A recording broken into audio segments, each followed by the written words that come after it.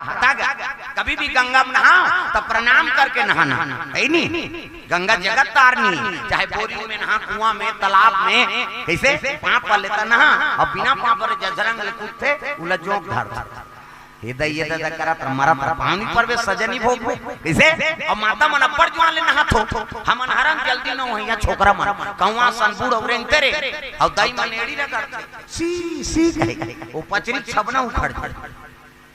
नहानी खोली 250 दर्जा हाथे कैसे लगवा रहे हैं कतेड़ी बार में सकते तो ददल बांची हो वहां दर्रा पथरा डोरका पोछा रेडीमेड वाला तांप कहीं नहीं मिली खपरी वहू नहीं मिली कपड़ा लाइट के रगड़ता और तू ही मान सको हमार खर्री हो दर्जा ता तो लइका मन नी ना है माता मन करा आना रे नहू कते नी ना पिराते थे तकाकर सन ना हम पापा सन नहाएंगे कहीं ओकर पापा नी लगड़े दादा जब रंग ले बोरी चल चला पहिर कहियो गोबर चढ़ के रहते नहीं धोआ दादा मन वहां थे और माता मन